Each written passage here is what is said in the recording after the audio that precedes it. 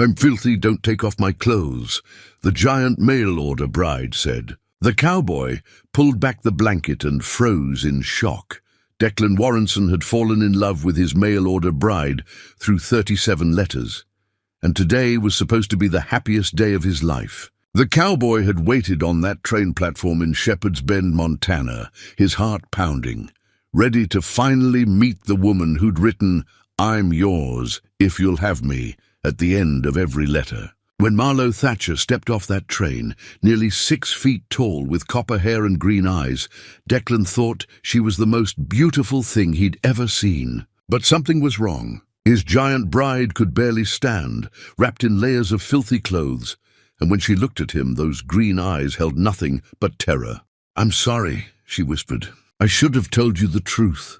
An hour into their ride home, Marlo collapsed. The cowboy pulled his horse to a stop under the cottonwood tree, his hands shaking as he lifted his mail-order bride down and laid her gently on the blanket in the dirt. "Don't take off my clothes," she begged, blood soaking through her skirts. "Please, Declan. In your letters you said you could love me, but you don't know what I'm hiding. You don't know how filthy I am." The cowboy knelt beside her in the dirt, his horse waiting behind him, and looked at the woman he'd been falling in love with through letters for 6 weeks. "Marlo, I need to help you," Declan said softly, his calloused hands moving to the blanket covering her trembling body. "No!" His bride grabbed his wrists desperately. "When you see what's under these clothes, when you see what I really am, you'll never love me the way you promised in your letters." But the cowboy's hands were already moving, already pulling back the blanket covering his giant, mail-order bride's shaking form. "Let me see," Declan whispered. "Let me see what you think makes you unlovable." His fingers peeled away the fabric as his bride sobbed beneath the tree. And when the cowboy finally saw what Marlo had been hiding under all those clothes, the cowboy pulled back the blanket and froze in shock. She was pregnant, heavily pregnant, 8 months at least, maybe more. Her belly was swollen beneath layers of fabric she'd wrapped so tight around herself that the cloth had cut deep red lines into her skin. Some of those cuts were bleeding. The bindings looked like torture devices, like she'd been trying to make herself disappear, to crush the evidence of what she carried until it simply stopped existing.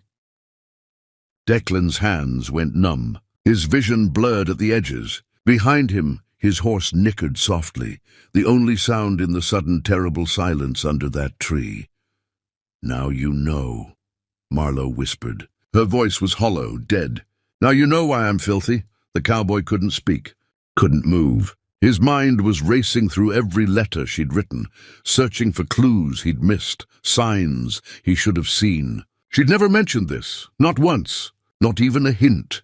"I should have told you," his bride continued, tears streaming down her dirt-streaked face as she lay there in front of him. "I should have written it in my first letter. Dear Mr. Warrenson, I'm pregnant with another man's baby and I need to disappear before he kills me. But I didn't, because I knew you'd never send for me if you knew the truth." Declan's throat felt like it was closing. "Who," his voice cracked, "who did this to you? Does it matter?" Marlo's laugh was bitter and broken. "He's coming for me anyway. He's probably already on a train heading west. And when he gets here, when he finds out I ran..." She closed her eyes. "We're both dead, Declan, you and me. That's what you bought for your $50. A corpse, and the man who's coming to make sure I become one." The cowboy's hands were still frozen on the edge of the blanket, his body locked in that kneeling position as his entire world rearranged itself. This wasn't supposed to happen. Mail-order brides were supposed to be simple, safe, a transaction that led to companionship. Maybe even love eventually, but without the complications of courtship. Without the risk of this. "Say something," Marlo begged, her green eyes searching his face desperately. "Yell at me, hit me. Tell me you're putting me back on the train tomorrow. Just say something, please. This silence is killing me." But Declan couldn't say anything, because 3 years ago, his wife Sarah had died in childbirth along with their daughter. He'd held them both as they slipped away, had buried them on the hill behind his ranch, had sworn he'd never let himself care about anyone that deeply again, because the pain of losing them had nearly destroyed him. And now here was Marlo, pregnant and terrified and bleeding in his arms, asking him to choose, asking him to decide if she was worth the danger, worth the risk, worth the inevitable heartbreak that seemed to follow him like a shadow. The cowboy looked down at his mail-order bride, lying in the dirt beneath the cottonwood tree, her belly swollen with another man's child, her eyes begging him for mercy or rejection. Anything but this terrible silence, and Declan Warrenson made a choice that would change both their lives forever. "Get up!" Marlowe's eyes went wide with shock. Those were the first words the cowboy had spoken in what felt like an eternity, and they weren't what she'd expected. Not anger, not disgust, just two simple words delivered in a voice that left no room for argument. I can't," she stammered. "I'm bleeding. I think something's wrong with the baby. I said get up." Declan's hands were already moving, already sliding under her shoulders and lifting her into a sitting position with surprising gentleness, despite the command in his voice. "We're an hour from my ranch and you're losing blood. I need to stop the bleeding here or you won't make it home. Home." He'd said home, not back to the train station, not away from here. Home. Marlowe's breath caught in her throat as the cowboy pulled a knife from his boot. For one terrifying second, she thought he was going to kill her right there under that tree, put her out of her misery like a wounded animal. But instead, Declan began cutting away the layers of fabric she'd wrapped. Around her belly, the cruel bindings that had kept her secret hidden for 17 days on that train from Philadelphia. "This is going to hurt," he said quietly, his weathered hands working with practiced efficiency. "These cuts are deep. The fabric stuck to some of them." "I don't care about pain," Marlowe whispered. "I deserve it." The cowboy's hands stopped moving. He looked up at her, and for the first time since pulling back that blanket, his eyes met hers fully. "Don't!" Declan said, his voice hard as iron. "Don't you dare tell me you deserve pain. Nobody deserves this." He went back to cutting away the bindings, and Marlowe bit down on her lip to keep from screaming as the fabric pulled away from wounds that had been festering for weeks. The Montana sun beat down on them. His horse shifted its weight nearby, and the cowboy worked in silence, his jaw clenched tight, his hands steady despite the horror he was uncovering. "I was an army medic," Declan said suddenly, his voice carefully neutral as he peeled away another layer. "Served during the Indian Wars, saw things that would make most men lose their minds. Patched up soldiers with their guts hanging out, amputated limbs in tents while men screamed, held boys younger than you while they died calling for their mothers." Marlowe didn't know what to say to that, so she said nothing. Just watched his face as he worked, watched the way his jaw tightened every time he uncovered another wound. "I tell you that," the cowboy continued, pulling the last of the bindings free, "because I want you to understand something. I've seen the worst things men can do to each other. I've seen violence and cruelty and suffering that would break your heart. And you know what I learned from all that?" He reached into his saddlebag and pulled out a canteen and a clean cloth, began wetting the fabric to clean her wounds. His hands were so gentle it made Marlowe want to cry. "I learned," Declan said softly, his eyes focused on her injuries, "that the only thing that matters in this world is whether you choose to cause more suffering or whether you choose to stop it. That's it. That's the only choice that defines who you are.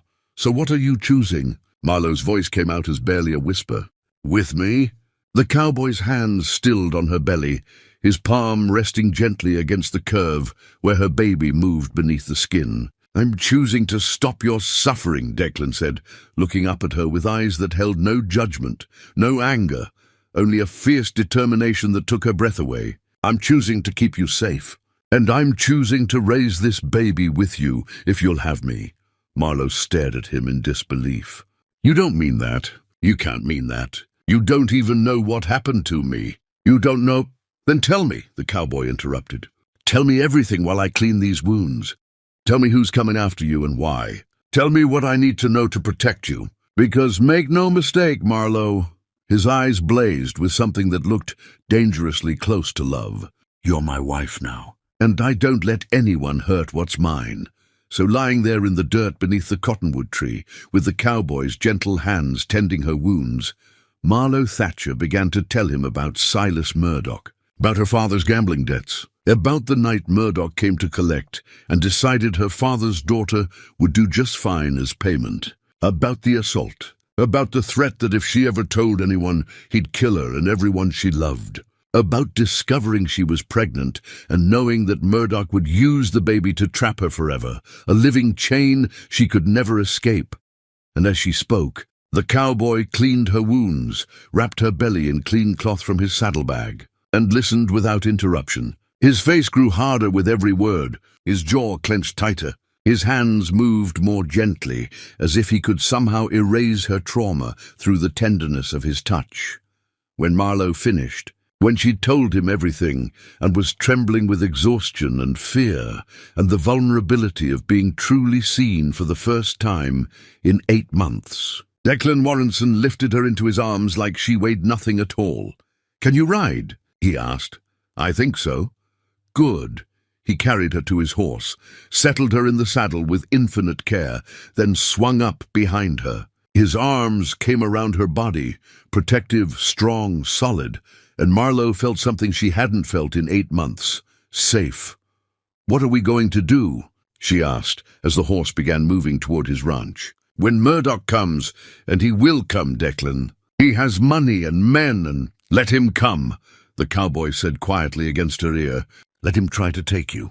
Because I've got something he doesn't." "What's that?" Declan's arms tightened around her, one hand resting gently on her belly where her baby moved beneath his palm. "I've got a reason to fight that's stronger than his reason to hunt.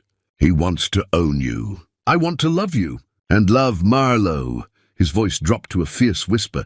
"Love is always stronger than hate." Behind them, the cottonwood tree disappeared from view. Ahead of them, the Montana landscape stretched out endless and beautiful. And between them, something fragile and precious began to grow. Something that felt dangerously like hope. But 20 miles away, in the town of Shepherd's Bend, a man in an expensive suit was stepping off a train and asking the station master one simple question. "Did a tall woman with copper hair arrive here recently? Pregnant? Traveling alone?" And when the station master nodded yes, the man smiled, a cold, terrible smile that promised violence, and reached into his coat for the wanted poster he'd had printed in Philadelphia. A poster that claimed Marlowe Thatcher was a thief who'd stolen $5,000 and fled with her employer's unborn child. A poster that would turn every lawman in Montana Territory into Silas Murdoch's hunting dog. The ranch appeared on the horizon, just as the sun began its descent toward the mountains, painting everything gold and orange and crimson like the world was on fire. Marlowe had drifted in and out of consciousness during the ride, her body pressed against Declan's chest, his steady heartbeat against her back, the only thing keeping her tethered to reality. Now, as the horse slowed to a walk approaching the wooden fence line, she forced her eyes open and saw the place that was supposed to become her home.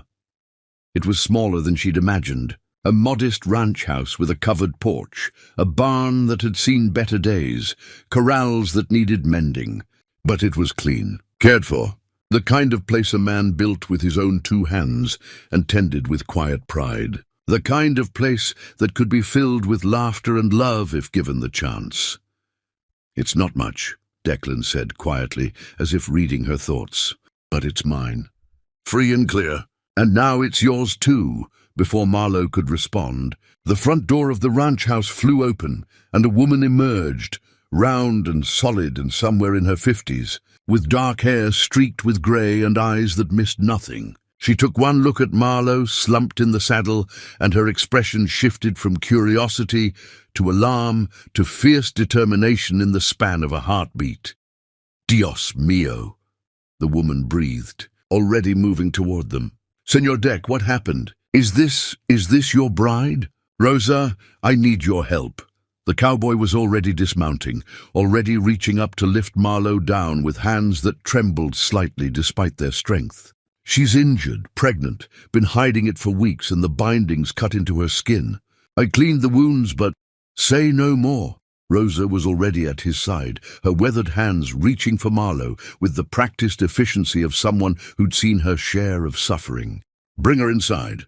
Quickly now. We don't have time to waste." The next hour passed in a blur of pain and kindness. Rosa, who turned out to be Declan's housekeeper and the closest thing to family he had left, moved through the ranch house like a general commanding an army. She had Marlowe stripped of her filthy traveling clothes, sponged clean with warm water that smelled like lavender, and dressed in a soft cotton nightgown that must have belonged to someone else. Someone who wasn't here anymore. This was Sarah's, Rosa said quietly, as if sensing Marlowe's unspoken question. "Senor Deck's first wife. She died 3 years ago, in childbirth." The older woman's hands were gentle as they worked. "He's never let another woman wear her things before. Never even went back into this room after we buried her. So you understand what it means, yes? That he brought you here? That he's giving you her clothes?" Marlowe's throat closed. She couldn't speak, could only nod as tears slipped down her cheeks.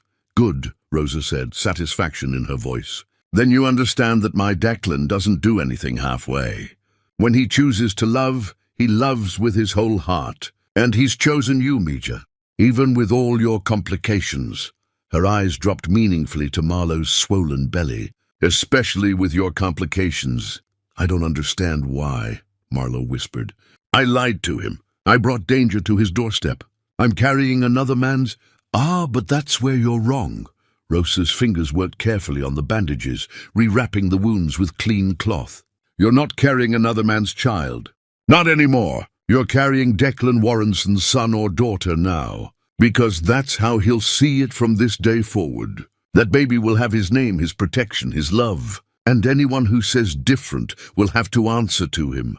The older woman's eyes grew fierce. "I've known that boy since he was 20 years old and came to Montana Territory with nothing but a horse and a dream. Watched him build this ranch with his bare hands. Watched him fall in love with Sarah and lose her and nearly lose himself in the grief. And I'm telling you right now," Rosa leaned close, her voice dropping to a whisper, "he's a good man, the best man, but he's also dangerous when someone threatens what he loves. And he loves you already, whether you believe it or not."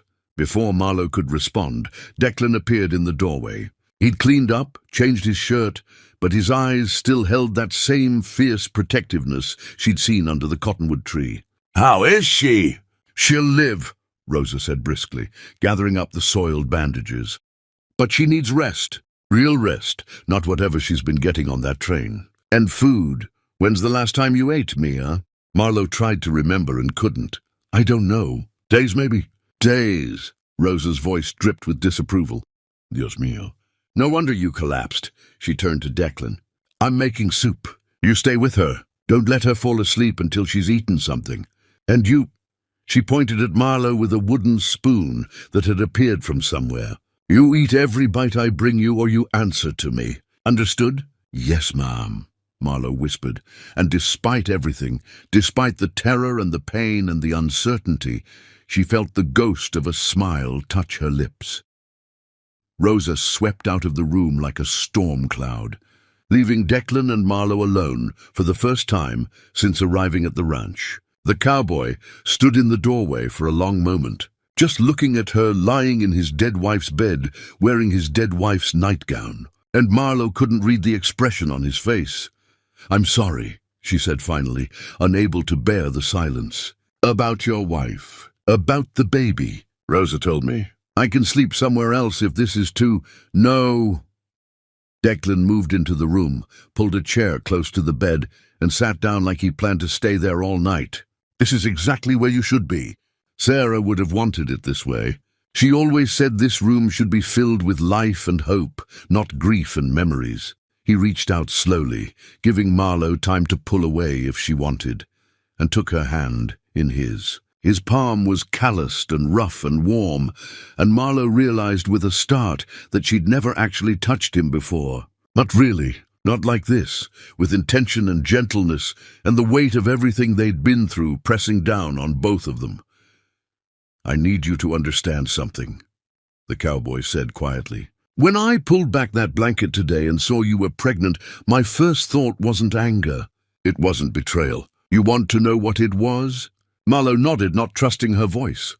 Relief, Declan said, his thumb rubbing gentle circles on the back of her hand. Because I thought for a second that you were dying, that I'd brought you all this way, just to lose you, the same way I lost Sarah. And when I realized you were pregnant, when I understood that's what you'd been hiding, his voice cracked. I was relieved, because pregnant means alive. Pregnant means there's a future. Pregnant means I get a second chance at the family I thought I'd never have again. But it's not your baby, Marlowe whispered. It's ours. The cowboy's voice was steel wrapped in velvet. From this moment forward, this baby is ours. Mine and yours. And when Murdoch comes, because you're right, he will come. He's going to learn that trying to take my family from me is the last mistake he'll ever make. Marlowe stared at him. This man she'd known for less than a day. This man who'd fallen in love with her through letters and chosen to keep loving her, even after seeing her darkest truth. Why? She breathed. Why would you do this? Why would you risk everything for someone like me? Declan leaned forward, his free hand reaching up to cup her face with heartbreaking gentleness. Because I've been dead inside for 3 years, Marlowe. Walking and breathing and going through the motions, but not really living. Not really feeling anything except this emptiness that went so deep, I thought it might swallow me whole. And then your first letter arrived. His voice grew thick with emotion. And for the first time since Sarah died, I felt something. Hope, curiosity, the possibility that maybe, just maybe, I could learn to live again. He brushed away a tear that had escaped down her cheek. So you're not just someone I'm saving. You're someone who's saving me right back. And I'll be damned if I let some monster from Philadelphia destroy that. Before Marlowe could respond. Before she could tell him that she was falling in love. With him too. That she'd been falling since that first letter. Where he'd written, "Tell me what makes you laugh." The sound of horses approaching shattered the moment. Multiple horses. Moving fast, Declan was on his feet instantly, his hand dropping to the gun at his hip. "Rosa!" he called out. "Get in here now!" The older woman appeared in the doorway, her face pale. "Senor Deck, there are men outside. 5 of them, and they're carrying papers. Official-looking papers with a seal." The cowboy's jaw tightened. "It's too soon. Murdoch couldn't have gotten here this fast unless—" He turned to Marlowe, and she saw the realization dawn in his eyes. "Unless he sent someone ahead. Someone who was already in Montana territory waiting for word that you'd arrived." A knock sounded on the front door. Hard, authoritative. The kind of knock that demanded an answer. "Declan Warrenson," a voice called from outside. "This is Deputy Marshal Frank Garrett. I need to speak with you about a fugitive who may have arrived on today's train. A woman wanted for theft in Philadelphia. Open this door, or I'll be forced to break it down." Marlowe's blood turned to ice. "They found me," she whispered. "Oh God, Declan, they found me already." The cowboy looked at her, looked at the door, looked back at her. And then he did something Marlowe didn't expect. He smiled, not a happy smile, a dangerous one. The smile of a man who'd spent 3 years with nothing left to lose and had suddenly found something worth fighting for. "Good," Declan said quietly. "Let them come. Let's get this over with right now." Declan walked to the front door, with his hand resting on his gun, but he didn't draw it. Not yet. When he opened the door, 5 men stood on his porch, a deputy marshal with hard eyes and 4 hired guns who looked like they'd killed for the price of a meal. The deputy held up a piece of paper with an official seal. "Mr. Warrenson, I have a warrant here for the arrest of Marlowe Thatcher. She's wanted in Philadelphia for theft of $5,000 and kidnapping an unborn child belonging to Mr. Silas Murdoch. I'm told she arrived on today's train and may have come to this ranch." The deputy's eyes were cold. "Is she here?" "She's here," Declan said calmly. "She's also my wife. Married by proxy 3 weeks ago. Legal and binding under Montana Territory law." The deputy's expression didn't change. "That doesn't change the charges, Mr. Warrenson. I need to take her into custody." "No." The cowboy's voice was quiet but absolute. "You don't." "Sir, I don't want trouble. Then you shouldn't have brought guns to my property." Declan stepped onto the porch, and something in his posture made the 4 hired men shift nervously. "That warrant is based on false testimony from a man who raped my wife and is trying to use the law to drag her back to Philadelphia so he can finish what he started. She didn't steal anything. She ran for her life. And I'll be damned if I let you or anyone else take her." Behind the deputy, a horse moved in the shadows. A man in an expensive suit stepped forward into the light, and Marlowe's terrified voice came from inside the house. "That's him! That's Murdoch!" Silas Murdoch smiled, cold and cruel. "Hello, Marlowe. Did you really think you could run from me? That I wouldn't find you?" He turned to the deputy. "As you can see, Marshal, the woman is clearly here. I want her arrested immediately, and I want my child returned to Philadelphia where it belongs. Your child." Declan's voice dropped to something dangerous. "That baby belongs to my wife, and my wife belongs with me. Now get off my property before I make you leave." Murdoch's smile widened. "Or what? You'll shoot a deputy marshal? You'll start a war you can't possibly win." He gestured to the hired guns. "I have the law on my side, Cowboy." "What do you have?" "He has me." Everyone turned as Rosa stepped onto the porch holding a shotgun, like she knew exactly how to use it. Behind her, 3 more figures emerged from the barn, ranch hands Declan had sent for earlier, all armed, all loyal. "And me," said a new voice. Sheriff Tom Bridger rode up on horseback, his badge glinting in the lamplight. "I got a very interesting telegram from a federal marshal in Philadelphia about an hour ago. Seems there's no Judge Harrison who signed that warrant. Seems the signature's a forgery. And seems Mr. Murdoch here is under investigation for human trafficking and extortion." The sheriff's eyes were hard. "So that warrant's worthless, Deputy Garrett. And if you try to take Mrs. Warrenson anywhere, you'll be arrested for kidnapping." The deputy's face went pale. He looked at Murdoch, looked at the warrant, looked at Declan and his armed supporters. I didn't know." "Now you do," Sheriff Bridger said. "So, I suggest you and your men ride out of here before I decide to investigate who paid you to ignore proper legal procedure." The deputy and his hired guns were gone within minutes. But Murdoch remained, his face twisted with rage. "This isn't over," he hissed at Declan. "That child is mine by blood. I'll come back with real lawyers, real warrants, then I'll be waiting," the cowboy said quietly. "And every time you come, I'll be ready. Every time you try to take her, I'll stop you. Because she's mine now, Murdoch, and I protect what's mine." Silas Murdoch stared at him for a long moment, then turned and rode away into the darkness. Inside the house, Declan found Marlowe standing by the window, tears streaming down her face. "It's not over," she whispered. "He'll keep coming. He'll never stop." "Then neither will I," the cowboy said, pulling her into his arms. "I'll fight him every day for the rest of my life if that's what it takes." 6 months later, Marlowe Warrenson gave birth to a healthy baby girl they named Sadie Rose. Declan held his daughter and looked at his wife, no longer terrified, no longer broken but strong and loved and finally free, and knew he'd made the right choice that day under the cottonwood tree. Some loves are worth fighting for. Some families are chosen, not born. And sometimes the bravest thing you can do is pull back the blanket and choose to love what you find beneath. If this story touched your heart, let us know in the comments what moment moved you most. And if you believe in second chances and love that conquers fear, hit that subscribe button, because we have more stories that will restore your faith in the power of choosing love over fear. Watch our next story about a woman who discovers her husband's secret has been protecting her all along. You won't want to miss it.